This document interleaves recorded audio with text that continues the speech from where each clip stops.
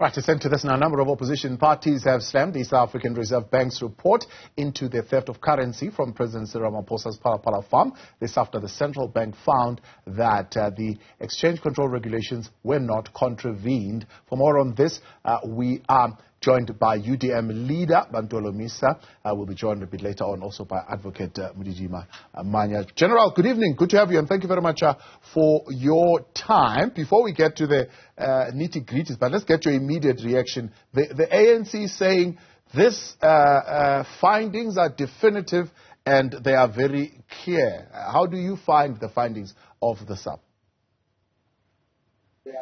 Well, the UDM rejects the statement issued by the Reserve Bank. We are still yet to see the report, and you can already see that they don't want to publish it.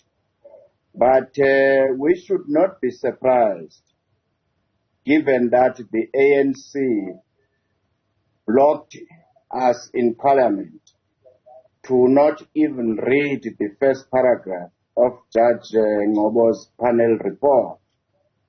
Hence, all the ANC deployees in various institutions are hell-bent to carry out a massive coordinated cover-up strategy. To make things worse, the Reserve Bank went to the extent of contradicting the president, who confirmed that transaction and also told the world that 500,000 US dollars have been stolen from his farm. Yeah. Yet the Reserve Bank tell us that this money did not belong to President Ramaphosa. So the question is to the Reserve Bank, to them, a mere possession of foreign currency beyond the required 30 days is not enough to unlawfulness. Mm. So they are a bunch of clowns, but they are exposed. Maybe it might be wise for the opposition parties to have a round-table discussion and find a way of bringing that Judge Ngobo report. Yeah. This is where we will nail these deployees.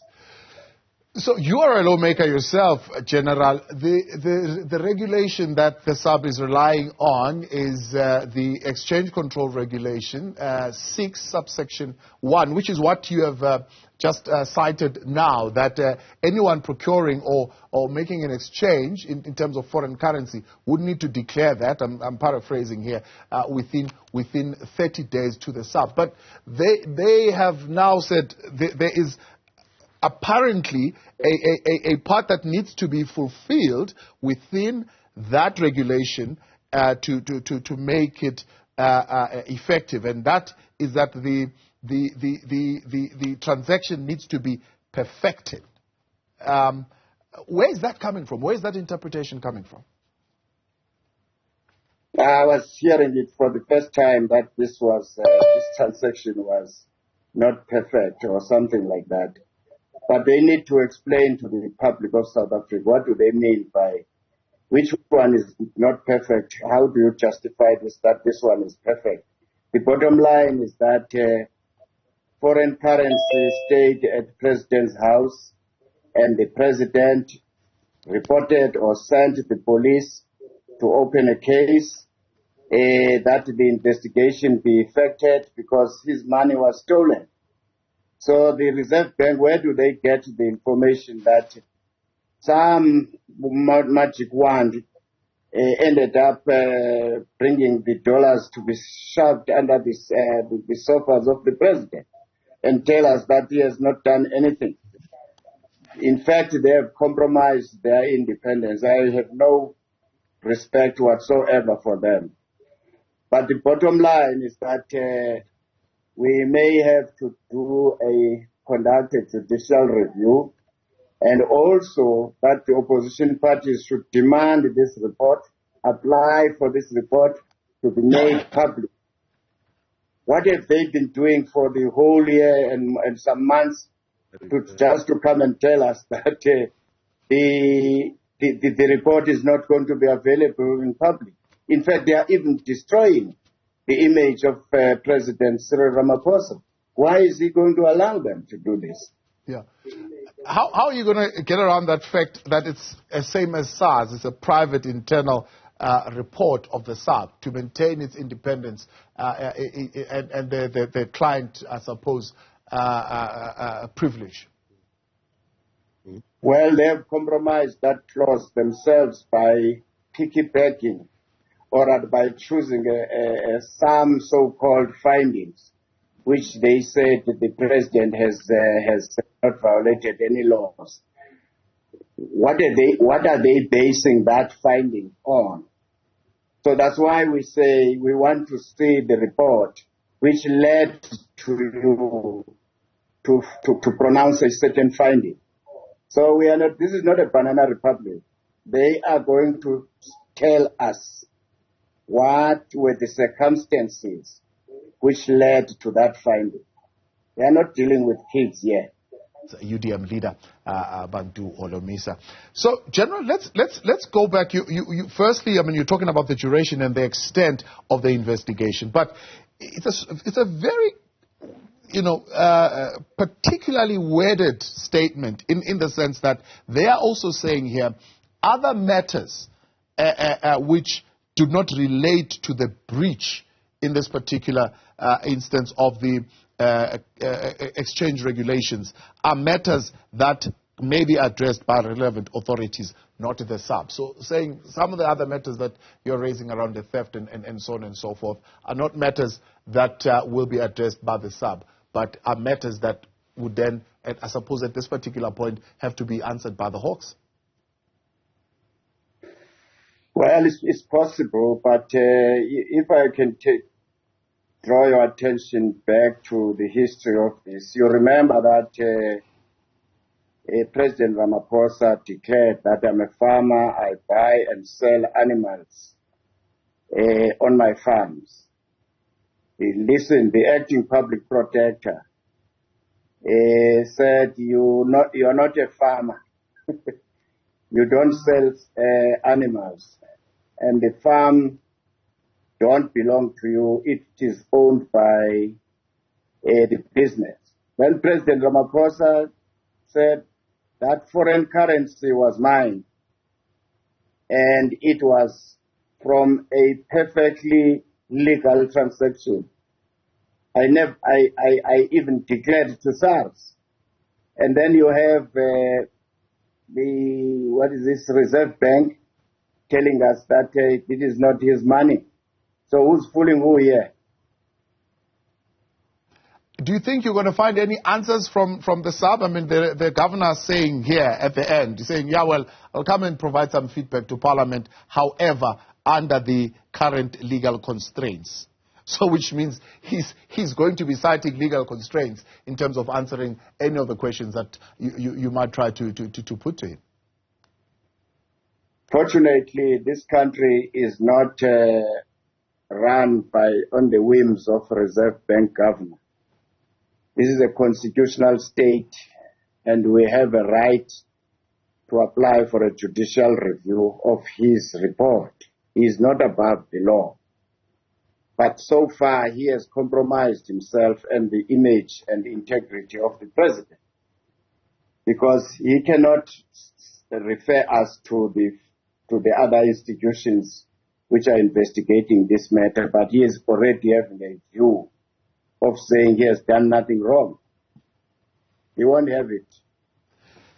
Without having sight to the full report, and except for what we are told was considered a dozen of documents, information amounting to hundreds of pages, 15 affidavits, including some interviews undertaken with relevant individuals, how else are we going to establish potential political interference?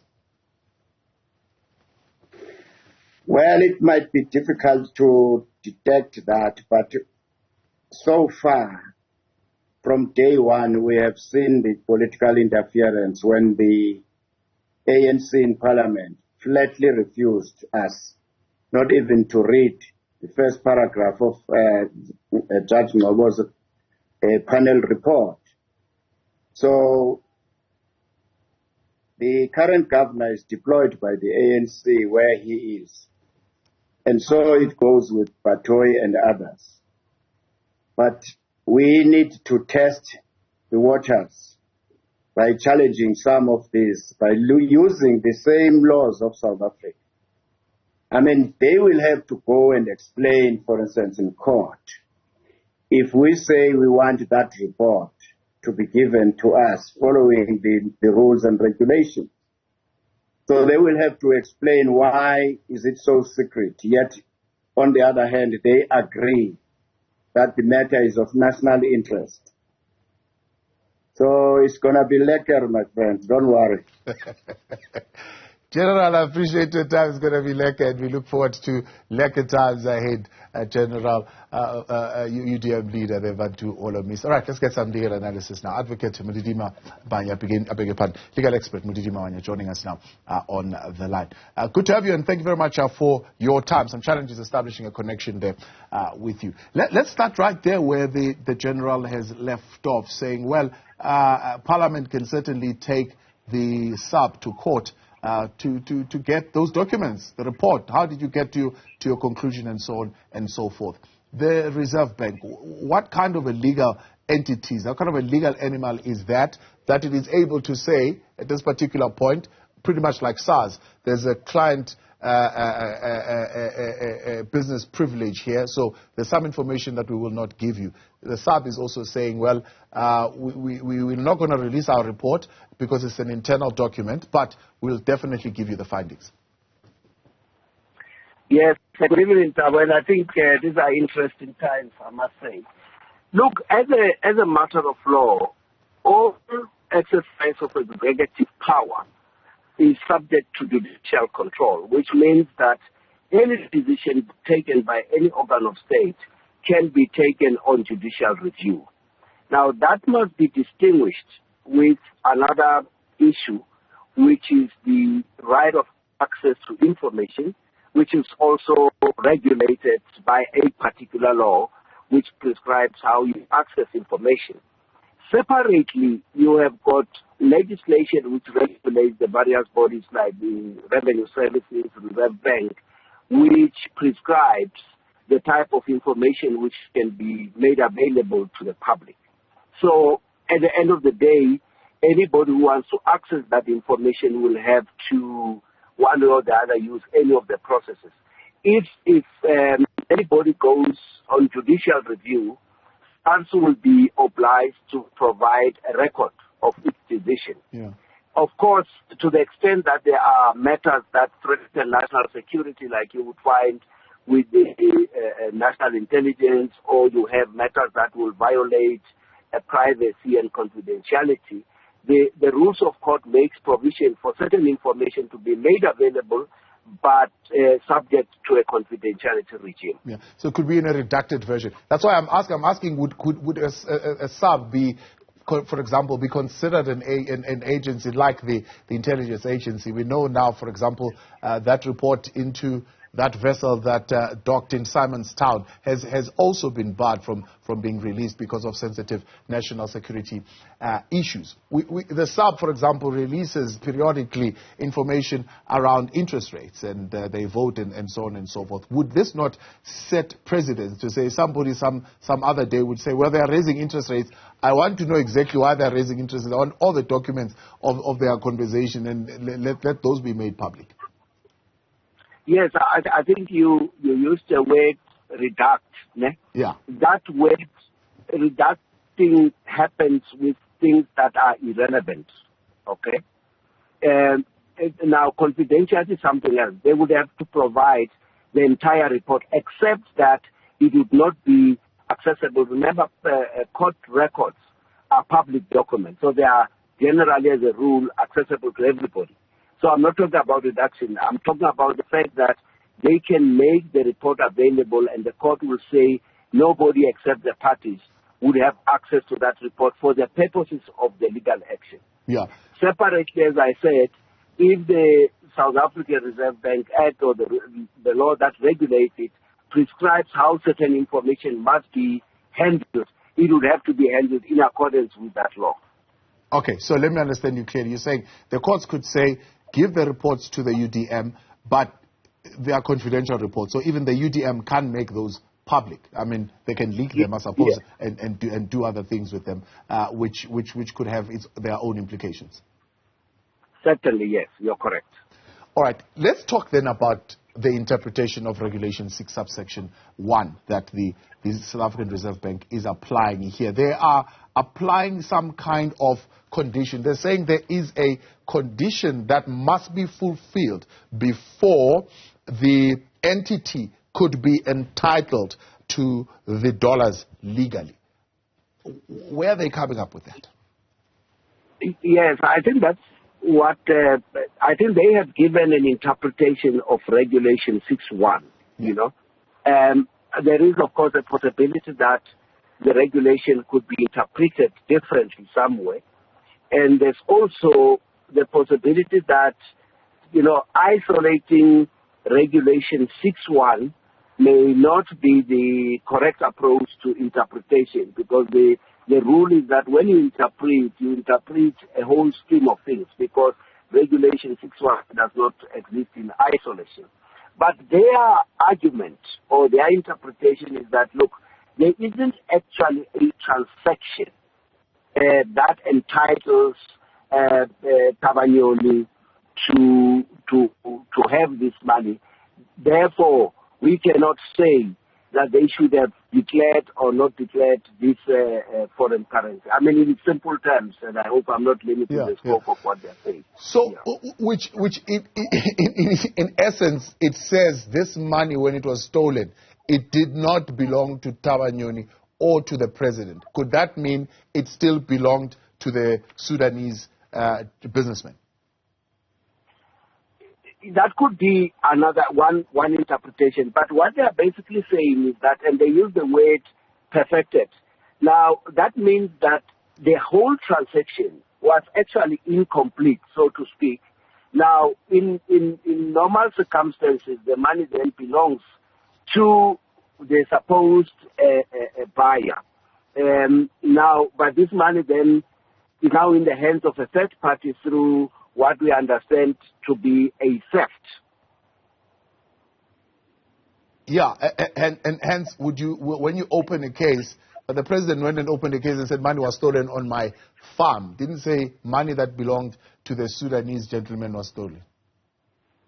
Yes, it's like, Tabo, if I were to leave my car on your premises, yes, and it is stolen, you go and report a crime. You are not necessarily saying it's your car. You might say a car has been stolen on my premises, and of course the police will want to know who's the owner. Then you will tell them who's the owner, because ultimately you must produce proof of ownership of the vehicle. Now, I think the complexity with this matter is that, firstly, we understand that there was a transaction, and that transaction was the purchase of buffalo, head of buffalo, and that somebody paid the consideration for that buffalo. Now, and ordinarily that person would have collected the buffalo, and that would have meant a transaction is completed. And when it's completed, it means that the recipient of the foreign currency, because the transaction was done in foreign currency, had a period of 30 days or so to report the money to the treasury. Okay? Now, in the intervening period, that is probably where the money got stolen. I'm no longer in possession of the money, but a crime has been committed, and the crime tends to be reported. And what are the implications then of that? Is in the sense that also it's not touched in this particular findings or the statement whether or not this businessman had declared those dollars. So even if we were to say they don't belong to the Tabanyoni estate, they don't belong to the president, so they are still of this gentleman, businessman from Sudan. Did he declare the dollars, and would that have implications? Yes, remember, and I think one of the difficulties we'll have is that the Reserve Bank said we're not issuing the report, so we don't know what the reasoning is, what facts they say they've taken into account, reaching a conclusion. And simply they said, this is our finding. Now remember that this matter also featured when the South African Revenue Services had to deal with the issue of the declaration. Now the declaration is not a matter that is for the Reserve Bank to determine. The Reserve Bank had to determine whether there was any contravention of the foreign exchange regulations. The South African Revenue Services had to declare the issue of the declaration of the money, because that's a customs issue as well. When people declare money at the port of entry, that is where SARS is. Now, SARS came back and said, well, we cannot say whether it was declared or not declared. There was no record. So we don't know whether this money was declared by the Sudanese businessman. But we do know that there was money that he carried. We do know that there was money which formed part of a transaction. Now, I think the next level is what the South African Police Service are going to come up with. Because in everything that everybody has said, it be the public protector, the South African Revenue Services, or the South African Reserve Bank, the overarching investigation, in my view, is that of the South African Police Service, because they will investigate almost everything that has been investigated. The other interesting thing I find, it could be that this transaction does not only involve South Africa, but it could be involving other players across the border, because the SARB say in their statement, the Financial Surveillance Department spearheaded the investigation, analyzing cross-border foreign exchange transactions, liaising with various authorities, and conducting formal interviews. So there could have been some exchange that would have happened even at that level that would need to be interrogated. Yes, I think that's why I'm saying that I think the final arm, which is the South African Police Service, will probably have looked at what SARS said to say, look, we cannot find any record. If we do not find record, and remember the Sudanese businessman has said in public that I've declared the money. Now, either the record was destroyed or the money was not declared or something went wrong. Obviously, that might border on some criminal conduct which the South African Police Service will have to investigate. The movement of the money itself, from where it came from, because I suppose part of the criminal investigation will include the source of origin of the money. It's not just about the fact that somebody was in possession of the money. I'm sure the investigation will have to find, is this a businessman in real terms? Where does it come from? Where did he get the money from? And there's international cooperation around those issues. Appreciate your time. Thanks so much for coming on. Legal expert there, Modidima Mannya, giving us some analysis there. The bank's stance on this transaction is that there's a contingent condition that was never met, which in its sense then negating the legal entitlement to the foreign currency by Ntabanyoni Estate CC. Your thoughts, 072-110-5584. I would like to hear your views.